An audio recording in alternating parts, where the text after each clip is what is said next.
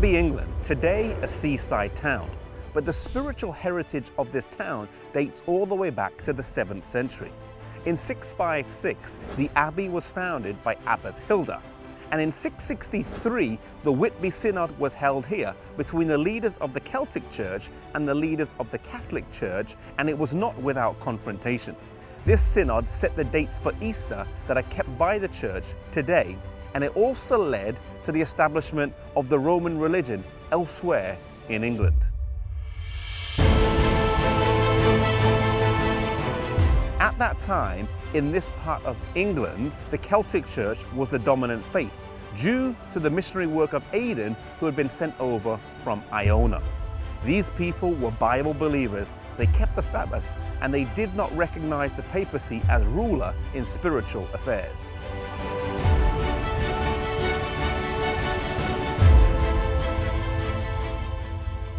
Coleman was the successor of Finan.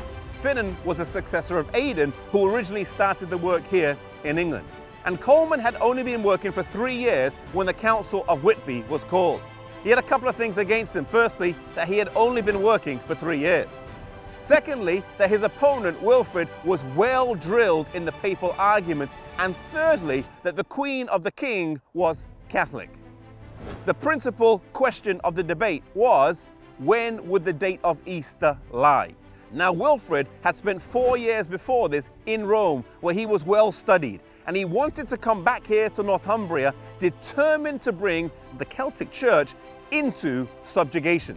He wanted an open debate, and King Osby agreed for an open forum. So on one side you had Coleman, the Scottish clerks, and Abbess Hilda, and on the other side you had the king, the prince, the queen, and Wilfrid, and so the debate began. Coleman skillfully answered the questions in regards to Easter, but Wilfrid brought the debate around to the issue of Peter's authority and eventually succeeded in convincing the king of his arguments. The king and the people decided to conform to the pretended superiority of the papal Easter and thus align the church in England with the papacy, a shift from its original roots. Coleman soon left for the island of Iona, and following this, 4 dark centuries followed in England.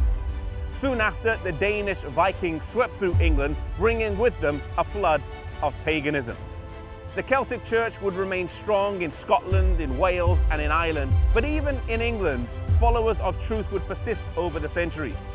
The seed sown by Aidan, Finan, and Coleman would continue, so that when John Wycliffe began his marvelous revival centuries later, his followers are thought by some to be those who maintained from generation to generation the doctrines of Aidan. One thing we learn here from the Council of Whitby is that though the cause of God took an apparent defeat, we have to remember that we're living in a great controversy where there's a battle between truth and evil. And like in the words of the song, Once to Every Man and Nation, where the words go, though the cause of evil prosper, yet 'tis truth alone is strong. Sometimes in our life or in our work, it can look like the cause of God is taking a beating. It can look like the cause of God is suffering. Yet we need to remember that we're living in a great controversy. There's a battle between truth and error, between right and wrong, between God and Satan. If we abide in Christ, if we align ourselves with God, we can know that we will always end up on the winning side, though on the way there will sometimes be apparent defeats.